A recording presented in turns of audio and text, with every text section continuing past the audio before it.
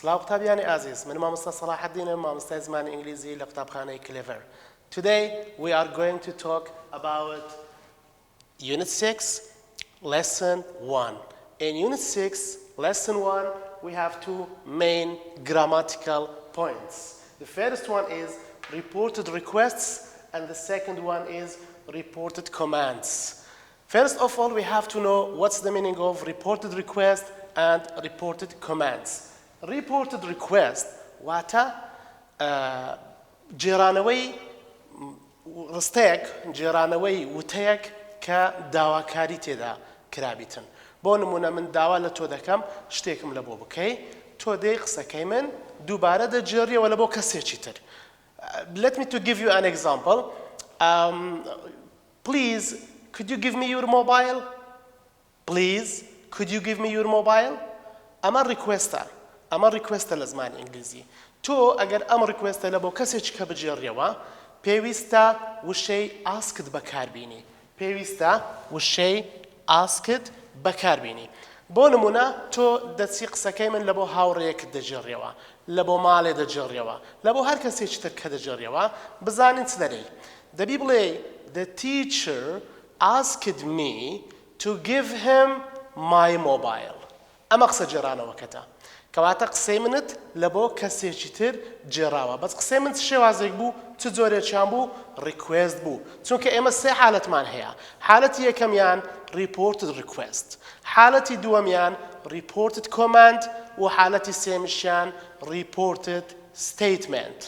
واتە ئێستا ئێمە لە دەرسی ئەوڕۆ دوو حالە دووەردەگرین.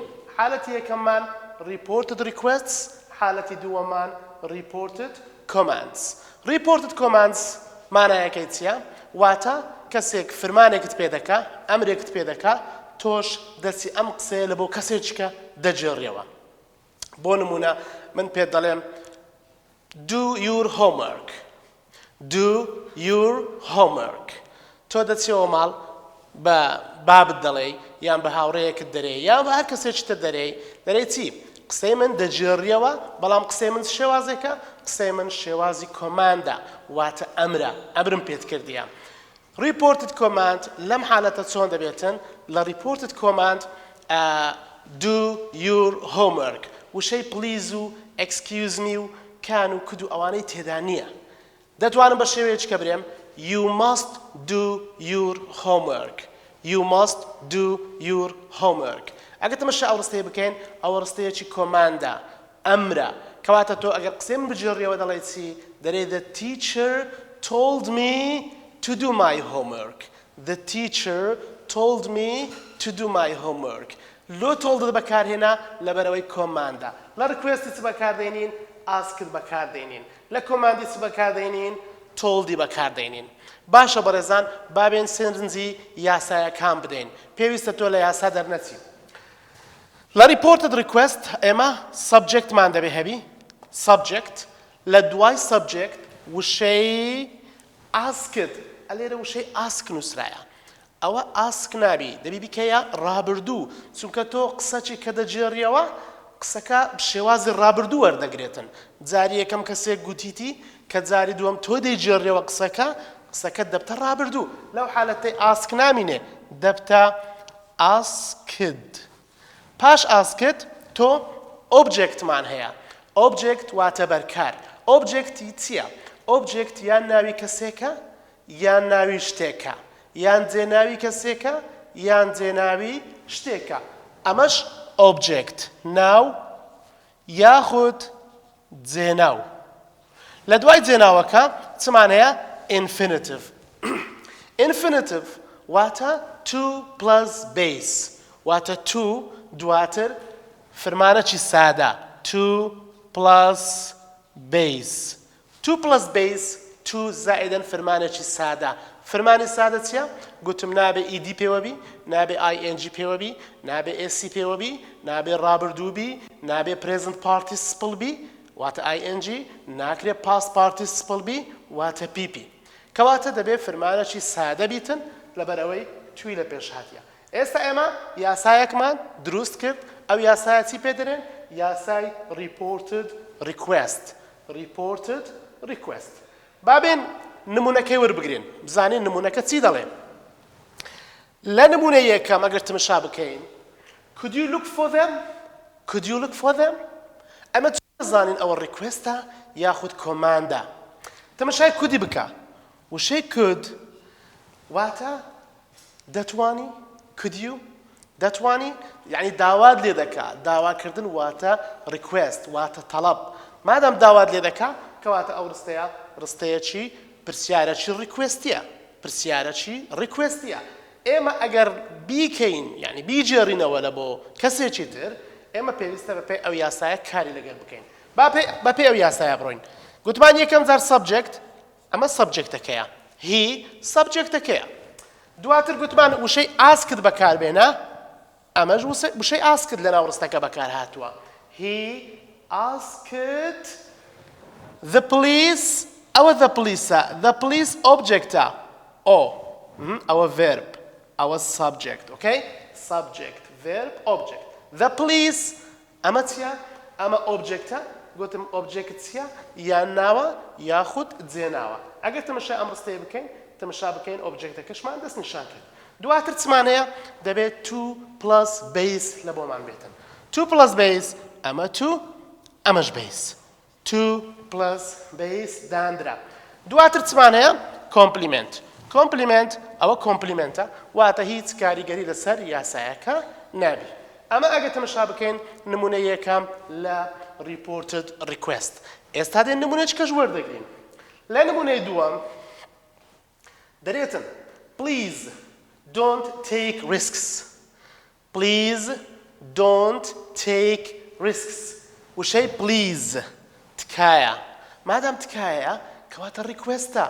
ریکوێستە please don't take risks ئەگەر بین ئەمە بکەینە کۆماند بیکەینە ریکوێست بیجێڕینەوە لە بۆ کەسێکی تر دەبێ بەو شێوەی بیتن they ئەمە subject asked ئەمەش verبەکەیە workers ناوەیان جێناو گوتم objectە دواتر not to بابین تەماشای ڕستەکەی بکەین not to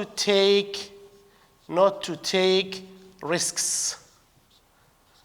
ئەمە ڕستەکە ئێستا تەواو بوو they asked workers not to take risks they asked workers not to take risks ئەلێرە خاڵەکی زۆر گرنگ هەیە دەبێت زۆر ئاگاداری بین ئەمیش ئەوەیە تەماشاکە نۆت لە چێن دەرێ هاتیە نۆت هەردەم لە پێش تو دادەندرێت یعنی ئەگەر ئێستا برەی to not ئەوە ڕستەکەت غەڵەت دەبی برێتە not to not اینجا to ناکرێ برێی to not لە ئیمتیحان دائیمەن ئەو فێڵە لە تەڵەبەی دەکرێتن لە جیاتی برێ not to دەرێت to not تۆش نازانی کەواتە یەکسەر وەڵامە هەڵەکە هەڵدەبژێری بەڵام لێرە ئیتر فێر بە دەکرێ نۆتەکە تەنها لە پێش تودا بندرێتن ئێمە لەم بابەتە reported request ئەم بابەتە شتێکی زۆر گرنگ هەیە دەبێت تۆ بیزانی ئەمیش ئەوەیە could please excuse me would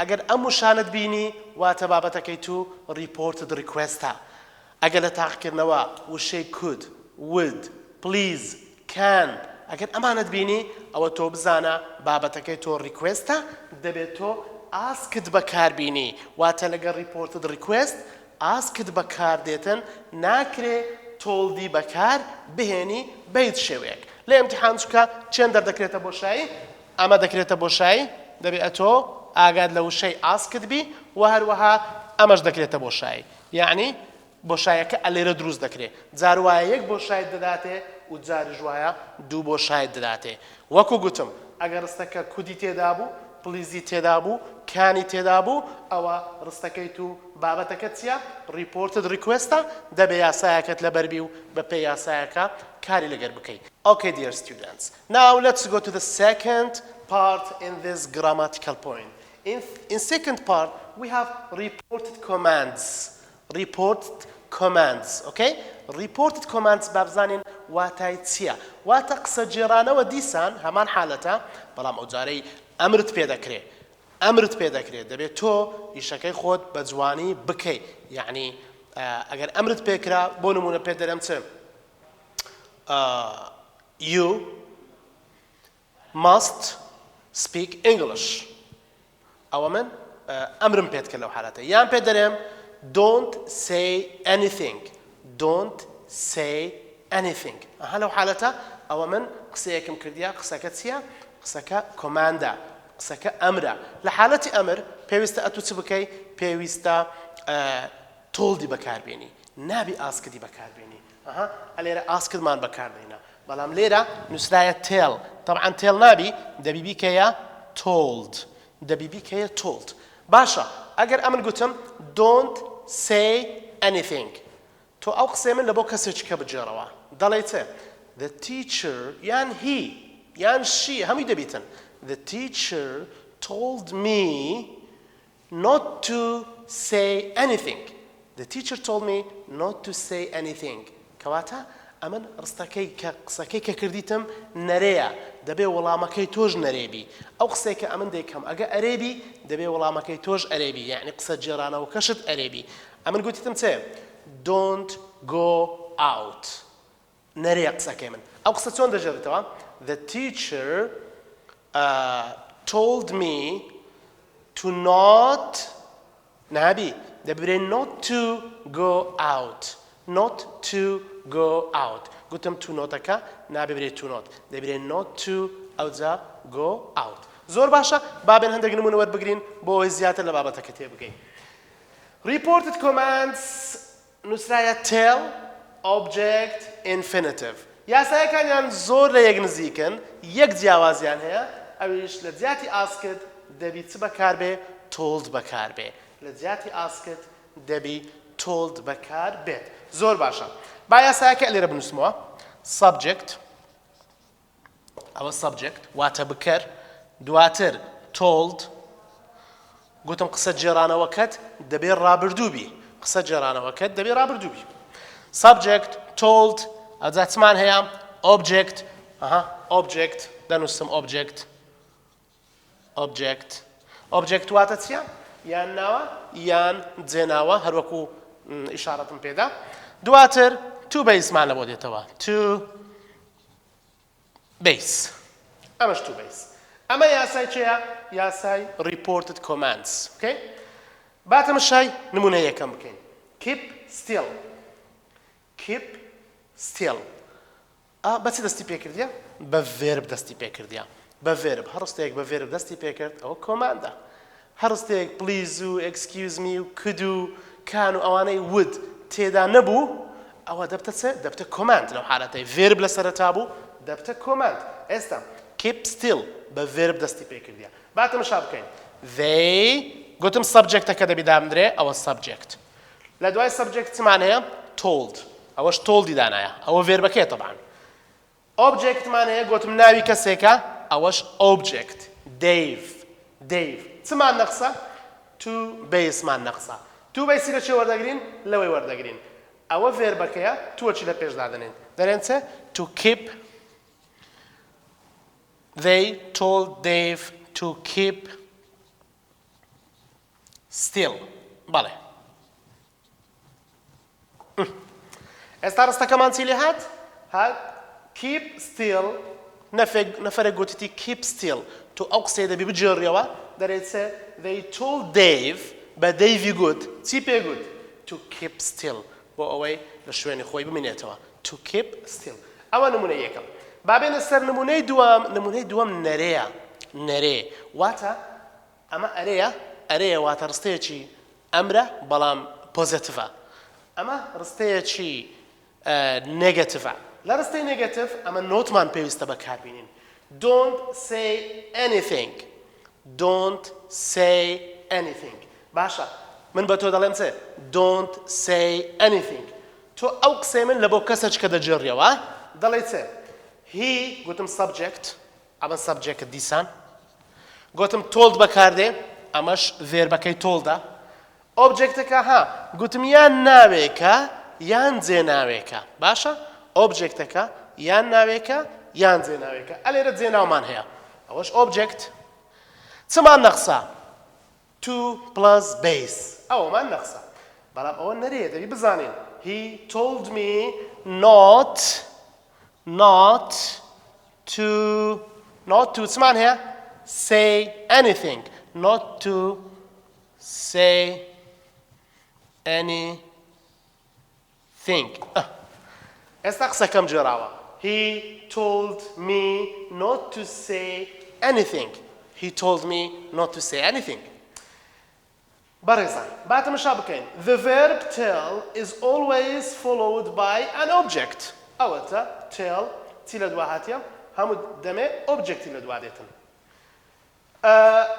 or object pronoun واتە وتم لە بۆم ڕوون کردەوە object دەکرێت ناوی کەسێک بێ ناوی شتێک بێ و یاخود جێناوی کەسێک یان جێناوی شتێک بێتن زۆر باشە بەڕێزان ئێستا we talked about two things reported request and reported commands in reported request we have subject asked object to base in reported command we have subject told object and then to base these are two main grammatical points that we have in this lesson ئێستا بەڕێزان ئێمە هەڵدەستین بە ڕوونکردنەوەی چەند پرسیارێکی تاقیکردنەوەی نیشتیمانی چونکە ئەوەی ئێستا ئێمە فێر بووینە دەبێت لە تاقیکردنەوەی نیشتیمانی جێبەجێ بکەین ئێستا چەند نمونەیەکی تاقیکردنەوەی نیشتیمانی لەسەر هەردوو شێوازەکە لە بۆ ئێوەی خۆشەویست ڕوون دەکەمەوە هیوادارم سوودی لێ وەربگرن Okay dears, these are 3 examples for Unit 6, Lesson 1, reported requests. Okay? Let's read the first question. As I told you, you have to read it twice, okay? So, Rob asked Mike and Dave. Mike and Dave dash back soon. Here we have asked. أجر إما asked man هبو واتا رستكت سيا واتا رستكت requesta. بابتكش ما requesta. أقدر بنوسيتم requesta. أتو لبروي ask بكار هاتوا واتا أتو بابتكت requesta. شو كان الامتحان ده بيبزاني بابتكت سيا. دواتر ما دام requesta أو subject دايا أوش verb كيدايا أوش object دايا تمان نقصة ببياسا to base man نقصة. واتلم بوشاية دبيت سدابنيم دبيت to base دابنيم. بعدم الشاعر استكام هل بجارنا كام بكم بزارم كاميان to base. To come to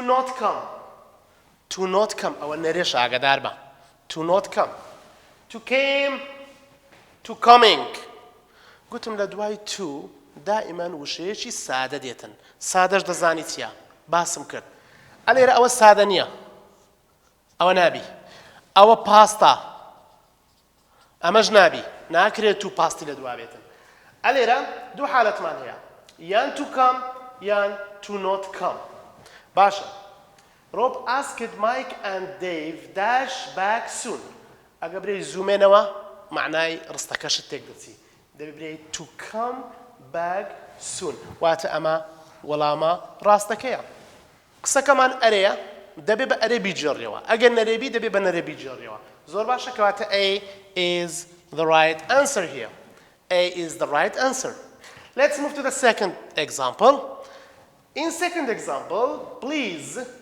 don't take risks he asked me not dash risks as I told you you have to read again to understand it please don't take risks he asked me not dash risks بارزان تمشابك زاريا كم قسكتي لبو كرديا قسكتي لبو كرديا لحالتي دوام قسكمان جيرايتوا كباتا رستك لدو باش بكاتيا باش يكم قسكت لبو كرايا وتويجك كرايا لحالتي دوام تو بيويستا وتويجك بجيريوا أليرا أو قسيك كرايا تيا نريا تيترا بليزي تدايا وات ريكويستشا بابزاني لجيرانا وكتسون دبي he asked لو asked بكار هنا لبروي please تكايا دبي asked بكار بي me أوج object ببيا صدروين subject verb object not أليرا لو نوتن بكار هنا لبي سونك أليرا not man هيا دبي لبيج not هبي أما نوتكشم دانا not تما نقصة to plus base جهان to plus base taken, taking, takes, P-P-I-N-G-O-S. To take our 2 plus basic pedirin. Wata 2 زائدا تاوج. باشا كواتا D is the right answer. D is the right answer. زور باش. بابين سر third question. In question number 3, we have Mike dash me to bring him a glass of water. Mike dash me to bring him a glass of water. Good. So look at it. Ask, asked, asking, to ask. Basha. Emma asking man here, lo babata. Asking, here. Asking man here. Emma bas asked man here. Okay? Asked. تمشاكا. Ask بتني دبي. Ask بتني نبي. Asked. أما ولا مراستك يا. أما جنابي. شو to ask man هرنيا. To base الآخر ده نسرع. لسرتنا نسرع. باشا. كواتا B is right. B is right. Okay? We talked about these 3 questions. بارزان أمانة نموني تاقي كرنوين اجتماعين لسالكاني بيشتر أم بسيارانا بوشوي هاتتوا توش بيويستا زور آقادار بي لا تيجيشتني بسياركاني تاقي كرنوين اجتماعي. استادين باسي reported commanded لبودكم. Reported request تواو. دينا سر reported commands. Okay, dear students, let's talk about Unit 6, Lesson 1, this time reported commands. Okay? Reported commands. We have these 3 question examples that we have to understand them and we have to know how to solve these questions. In question number 1, look at this question. Question number 1, don't leave the group. He dashes dash the group. أقول تمشي أم رستيه بكي تمشي أم برسيارة بكي دبيني دوبو شاي مان هي لحالتي كم بس أنا متسيداي تمام don't leave the group don't leave أو كوماندا كوات استتو دبي ياساي كوماند زي بكي ياساي كوماند سدريتن دري subject دواتر told دواتر object دواتر to base أما ياساي كوماندا بابزانين چهان لم هالبجاردنانا ياساي كوماند زي دكا قلتم دبي told بكار بي أليرا asked بكار هاتيا أو غلطة قلتم دبي told بكار بي لهرسي چهان told داندرايا تمشا رستكت بكا رستكت نريا كوات دبي والله ما كشت نريبي أليرا تمشا بكين أو نرينيا كوات أو نابي أما نابي أستادو هالبجاردنا مايتوا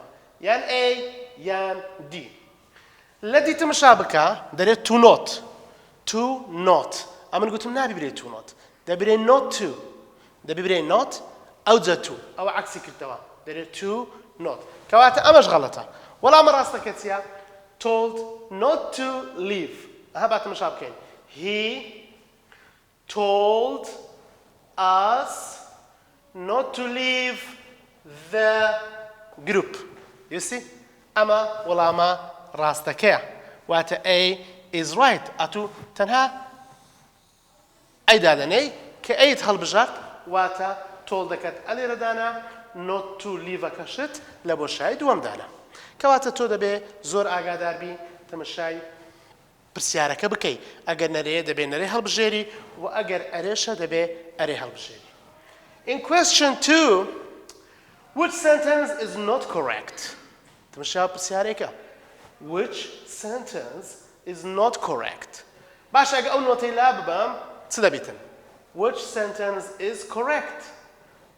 چهانی راستا وات استا تی دبیتن دره چهانی حالایا اوم دبیتن بویا قطابیانی خوشویست پیوستا زور بباشی تماشای سری پرسیارکت بکی اگه سری پرسیارکت تینه گیشتی تو چه دکی لیرا دی دره بزنم چهانی راستا اوی حال درجری نه پرسیارک اوی نه پرسیارک دره چهانی حالایا امن اوم دبی کواتا زور اگه لیبی اگه correct بتنیا نسرا واتا راستا اگه نوتی لگه بکار هات واتە چیهان هەڵەیە من ئەوم دەوێ باتم شایەکەم بکەین the teacher told the students not to speak in the class. هیچ عیبی نییە ڕستەیە. She asked them to smile. She asked them to smile. هیچ عیبی نییە. ئەوە ئۆبجێکتە، ئەوە asked، ئەوەش سەبجێکتە. هیچ کێشەی نییە. She said she really liked music. ئەگەر تەماشا پرسیارە بکەیت، ئەمە هێشتا سێدمان نەخوێندیە. سێدمان هێشتا نەخوێندیە. لە reported request چم گوتم دەبێت askedi بەکاربێنی. لە reported command گوتم دەبێت toldی بەکاربێنی. بەڵام reported چکەمان هەیە پێی دەرێن reported statement لە دەرسەکانی بێتەوە باسی دەکەن انشاءالله. reported statement دەبێت سێدی بەکاربێنی. دەبێت سێدی بەکاربێنی. هەموو زۆرە ریپۆرتەکانی تێکەڵ کردیە. ئەوە reported چییە؟ reported statementە. ئەوە reported requestە. ئەوە reported commandە. هەر سێ نەوعەکەیدایە. هەر سێکیان ڕاستن ئەوانە. ئەوە ڕاستە، ئەمە ڕاستە، ئەمە ڕاستە. ئەمە چمان دەوێت؟ هەڵەکەمان دەوێت. بزانین چی هانی هەڵەیە. She said that her concert starts at 8 o'clock. Subject said that her concert starts. ئەمە غەڵەت. لەبەر ئەوەی لە reported statement دەبێت فەرمانەکە ڕابردووبی. من گوتم کە کەسێک قسەیەک دەکا تۆ قسەکە دەجێڕیەوە. دەجێڕیەوە قسەکە ڕاستە خۆ دەبتە ڕابردوو. ئەمە ڤێربەکەی هەر بە present simple شتیتەوە. present simple نابێت. دەبێت ئەمە بکاتە past simple. لەبەرەوە ئێستا ئەم پرسیارەش بە تەواوی ئەمانە هەر سێکیان بابرێن وەڵامە ڕاستەکەن بەس ئێمە چمان دەوێت وەڵامە هەڵەکەمان دەوێت. کەواتە ئێستا ئەمە ڕاستە. ئەمە ڕاستە. ئەلێرە بە دەستنیشانی بکەین. ئەمە وەڵامە ڕاستەکەیە. زۆر باش. وەڵامە ڕاستەکە چییە؟ D. واتە وەڵامە هەڵەکە چییە؟ D وەڵامە هەڵەکەیە. Okay, let's look at the third question. In third question, what we have? You must wear walking boots. You must wear walking boots. تمشي must بكا. قلتم هرستيك must تدابو وات كوماندا. لموضوعي reported command بيجومان. must habitan وات بيويست أتو أو شيء بكي وات هو command هو أمر. زور باشا. You must wear walking boots. تبى سرده. Rob told us. told دي بكار هنا. شو must تيا. Subject. Design verb. أوش object. سمع نقصة. 2 plus base. You must wear walking boots. رستكت أريا ياخد من أريا. تمشابكة أو رستية شيء أريا. كواتا كده جيريوش ده بهر أريبي. نابي بكين أريا. باشا. A wearing. أو 2 base نيا. Not to wear. أوش نوتي لجرا. not ما نابي. To wear لجا to not wear. أوش هالنابي. أما ولا ما راستكيا. كواتا C is right. C is right. Okay, dear students, we talked about two main kinds of reported requests and reported commands, and I gave you and explained for you some questions which is very important for the exam. That's all for today. Thank you very much. See you soon.